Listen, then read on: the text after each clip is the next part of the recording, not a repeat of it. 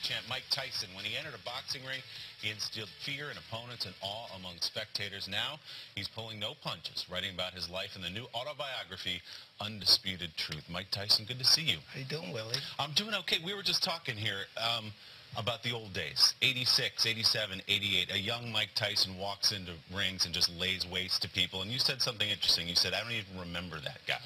What do you mean by that? He's just so many years, like light years away from me. It's like a blur.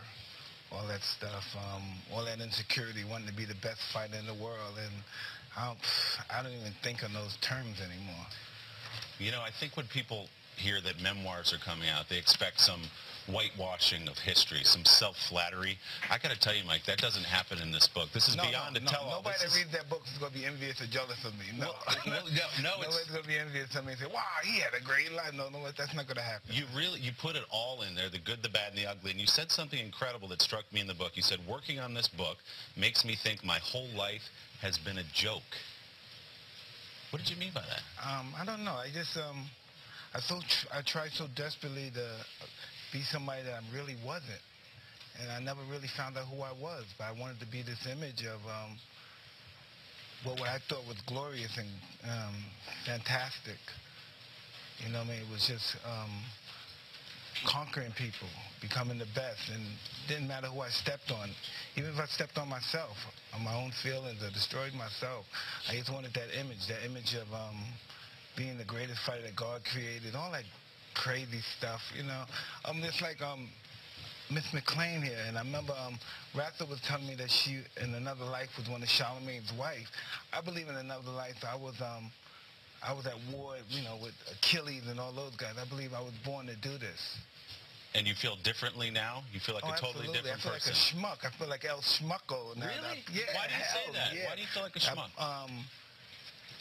For instance, right, I didn't choose being a fighter, and it chose me pretty much. Somebody told me, hey, this is what you're going to do. You're good at this, and I can make great things happen. And I'm from such a deprived neighborhood in Brownsville, Brooklyn. I wanted something great for my life. I didn't want to be that person anymore. And so I went on that journey. And that journey took me to so many, like, it took me to such a megalomania perspective of myself. You talk a lot about the book. There's a running theme about Mike versus Iron Mike. Iron Mike, created in part by Customato, the trainer who essentially became a father figure to you. How difficult was it for you to turn off Iron Mike outside the ring? Oh, almost impossible.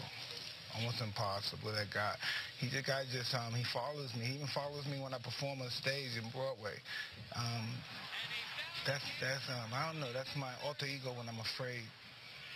Himself outside the ring. Not talking about boxing, but when you took yourself outside the ring, some of the trouble you got into in your life, do you owe that to absolutely. Mike? No, I owe that to myself. You know, I could use Iron Mike as an excuse, but I owe that to all the self-gratification I got out of being that person. You know, it took me away from being that scared little kid to being a feared person, which I thought was a respected person, you know. Mike, there's some stuff in the book about your relationship with women. A lot of women, frankly, will probably be offended when they read some of the ways that you confess that you treated women over the course of your life. But you say through therapy, you've developed a better relationship with women. Well, where are you right now? Well, listen, I just know, only thing that happened to me, I judged by the way my mother was being treated. And so I thought that's how women should be treated. You know, when you see the biggest woman figure in your life being treated pretty disrespectful, you know, you realize, and she's accepting that, you realize this is just what it is. And this is just how it is. And yet, over the course of your life, you talk openly about the charges that sent you to jail. You didn't treat women that way. Are you better with women now than you were? Well, listen, I'm married with kids. I have 5 daughters. And I really like to deep down believe that I am. I really would like to believe that I am, you know. Mike Tyson, this book it's all out there. You tell it all. As I said, you pull no punches, and I think people are going to enjoy reading it. They might not like everything they see, but it's an incredible account of your life. That's who I am. People don't like what they see in me, but it's what you see is what you get. It's just what it is. The book is The Undisputed Truth. Mike Tyson, good to see you. Thanks so much. Thank you, Willie. All right. Coming up